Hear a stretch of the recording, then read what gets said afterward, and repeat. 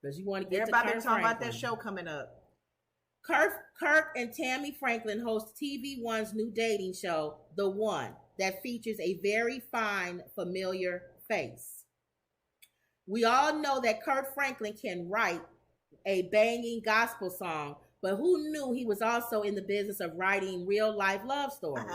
The Grammy winner and his wife Tammy have teamed up with TV One to help two singles find love on a new dating show, The One, premiering Thursday, May 18th, so it's coming up. This week.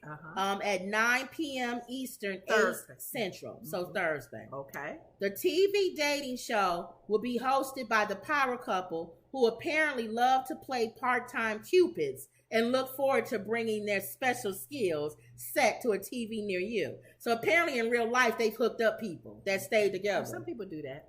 And so they feel like they good at it. Okay. When it comes to love, Tammy and I are the unofficial matchmakers. And now we're switching up the game, bringing our matchmaking expertise to the big screen, Kirk said in a press release about the new show. Being married 27 years does give us experience. Plus, I'm not the same person that I was at 25, added Tammy. Okay. You evolve. So they was on the Breakfast Club. Okay. The reason why I wanted to, Okay. he brought her. I like her. She's cool.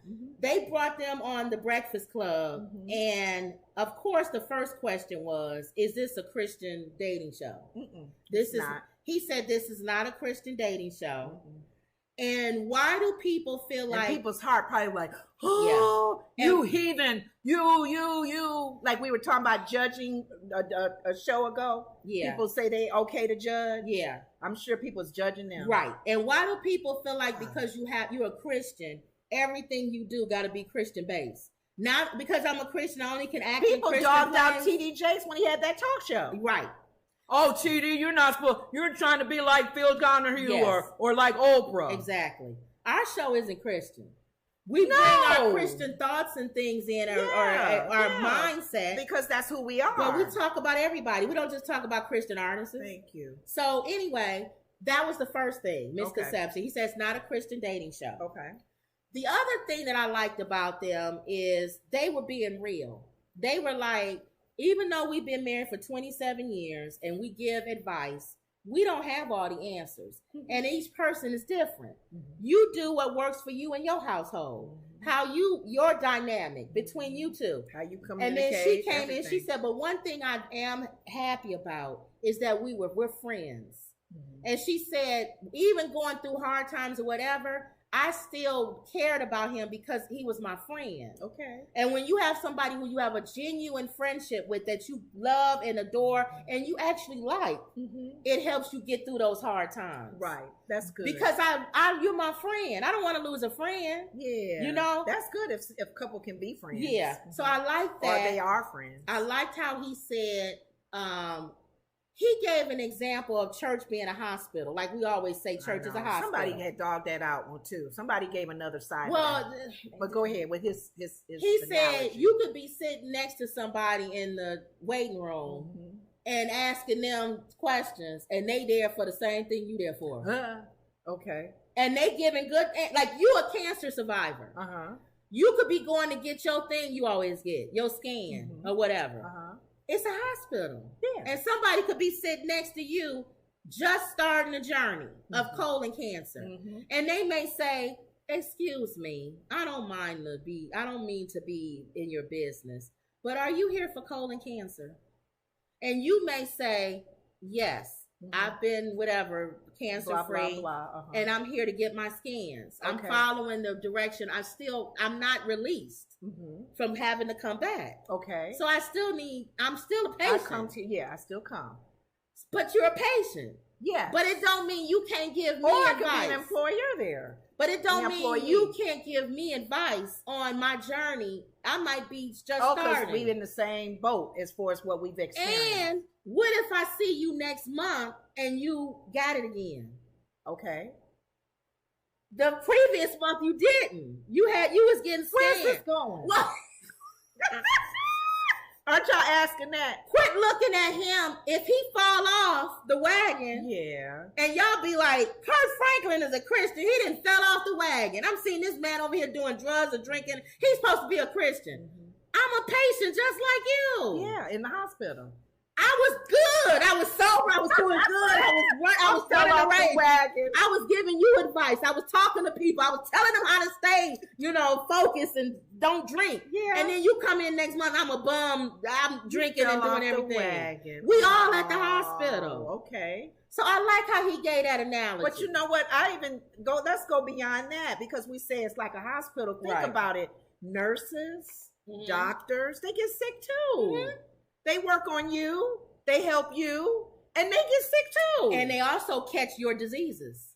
And there's some hospitals that are not good administration, bad on how they manage their sick people, how they manage their money. There are some ministries that's just like a church. They don't know how to run their hospital. Thank you. Or you have a nurse who's supposed to stand up for 18 hours or whatever. Yeah. And she can't even hardly stand up for 1 hour. Because she out of shape. She out of shape. Her feet are hurting. You're supposed to be casting out devils and you can't even hardly make it up to out of shape. Eating fried chicken and stuff. Thank you. See, the temple of the Holy Spirit. You misusing it. But if you are a doctor, which I'm saying these pastors. Some doctors don't have bedside manners. But if you are a doctor, okay, and you can't even do my surgery because you have a illness and you falling out, you need to sit down. And you're too prideful to admit it. You need to sit, to get some help. Thank you, or sit down and let somebody else. So in many ways, it is a hospital. Mm-hmm. So that's why I like that analogy. Okay, and I like how he was, and they get now. This is going to be controversial. What? Because some of the people on that show, they having sex and everything. They premarital. Are they letting them do it? Not in front of them. No, I'm saying that are they pretty much putting the rules down? Guys, try not to. No, but they don't. No, they don't talk about, because they do that on The Bachelor. On this show, they don't talk about fornication. Okay. It's not like if somebody's sitting with her. Secular show. If somebody's sitting with her, I'm warning everybody. That's what they kind of doing. Okay. And a lady is sitting across from her to get her opinion. How good should a man be in bed or something? And she's giving her opinion about sex and how important it is or whatever. She's giving it. She's married, so obviously she's talking about Kirk. But the lady sitting across from her is not talking about being married. She's talking about now having sex. Because there's been some secular shows like these where the woman was actually saying she's celibate. Right. And most women don't say that on these little shows they trying to date and get with somebody. Yeah. Because you always hear the opposite. And try it out. Let me do, I got to see if you work. So she's like, no, I'm celibate. So Charlamagne and them asked them, and they were saying, should we do this? Because they pastor, Christian. Should you do this? Ask them sexual questions. And DJ Envy and Claudia, because Claudia was on there for the week, asked him a sexual question, because they was talking about it before they came in. If a man can't get it up, he can't satisfy you anymore, is that cause enough to leave him? And of course she said, well, if you marry, no, because you supposed to be for better or for worse. For worse. And that's the worst. And Kirk was, because they can be an accident and be a paralegal or whatever. You can't have something with and Kirk was being funny all while she was talking, but she's not talking about me. So and she answered this question. I don't have that. And he said, do I have that problem? She said, stop. You don't leave it alone. But you know what? But hold on. Go ahead. She didn't say the same if you was dating. She was like, where is that? She said you would hope that the person is wonderful, and there's other. She said for me, try it out. She said if you ask me, don't buy a car without driving. She said me. She said I would, because I was looking at other things that was more important than that. But if that's a big thing in your life and you're not married, it's like remember we talked about Steve Harvey, his book. He had a 3-month rule or 90-day rule or something. Oh, okay. I see what he's saying, even from a secular point of view. You don't want to, if you can do your best to be celibate, do your best. Right. My God. Right. Try to get to know him. So then what's his favorite color? They went on another. But Steve Harvey has even said there's a 90-day rule. Right. Don't just jump in bed with him. Then the other one was, they said, well, if he can't do that, he can do other stuff. So then that's when they was going ready to go down that lane. Creative. So then that's when we said, well, see, do Christians talk about stuff like that? They should. So that was a very good Kirk Franklin has come out. Kirk Franklin has been open about being hooked on porn. He had a problem with pornography. His wife would say, I felt like he was having an affair on pornography because that would take his time. Right. And that wouldn't be spent with me. Yeah. So I'm sure they've gone through some ups and downs even in their own marriage. But I like them. I know you're going to watch the show. They're going to get some slack, Christians. They're not going to like the show. Remember how Christians was with the Clark sisters when they had Jesus is the answer? Yeah. That little Stevie Wonder sounding song. Yeah. Their mom got slammed for that. But now everybody playing the song. No. And it was on Soul Train. Kirk Franklin. When Kirk Franklin first came out, let me tell you this story.